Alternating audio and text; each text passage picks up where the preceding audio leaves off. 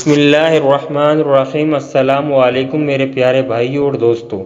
حضرت عمر رضی اللہ تعالیٰ عنہ کے دور خلافت میں مدینے میں ایک گانا گانے والا رہتا تھا جو گانے گایا کرتا تھا۔ جب اس کی عمر 80 سال ہو گئی تو اس کی آواز نے اس کا ساتھ چھوڑ دیا۔ اب کوئی اس کا گانا نہیں سنتا تھا۔ گھر میں فکر و فاقہ نے ڈیرا ڈال لیا۔ ایک ایک کر کے گھر کا سارا سامان بک گیا۔ آخر تنگ آ کر وہ شخص جنت البقیع میں گیا اور بے اختیار اللہ کو پکارنے لگا، یا اللہ، اب تو تجھے پکارنے کے سوا کوئی راستہ نہیں۔ مجھے بھوک ہے، میرے گھر والے پریشان ہیں۔ یا اللہ، اب مجھے کوئی نہیں سنتا، تو میری سن۔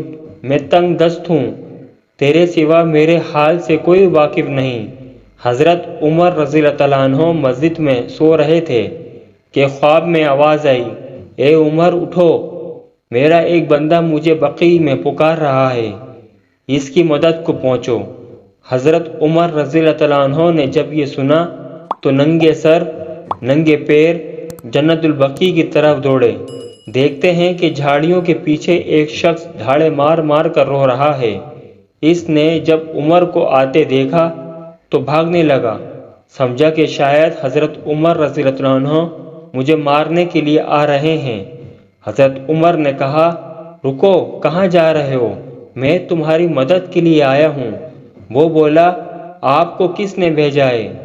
حضرت عمر رضی اللہ تعالیٰ عنہ نے کہا، جس سے تم لوگ لگائے بیٹھے ہو، مجھے اس نے تمہاری مدد کے لیے بھیجا ہے۔ یہ سننا تھا، وہ شخص گھٹنوں کے بل گرا اور دھاڑے مار مار کر رونے لگا اور کہنے لگا، یا اللہ، ساری زندگی تیری نافرمانی کی، تجھے بھلائے رکھا، یاد بھی کیا تو روٹی کے لیے، اور تو نے اس پر بھی لبیک کہا اور میری مدد کے لیے اپنے اتنے عظیم بندے کو بھیجا۔ میں تیرا مجرم ہوں، یا اللہ مجھے معاف کر دے، مجھے معاف کر دے۔ یہ کہتے کہتے وہ مر گیا۔ حضرت عمر رضی اللہ تعالیٰ عنہ نے اس کی نماز جنازہ پڑھائی اور اس کے گھر والوں کے لیے بیت المال سے وظیفہ مقرر فرمایا۔ بے شک اللہ بڑا غفور رحیم ہے۔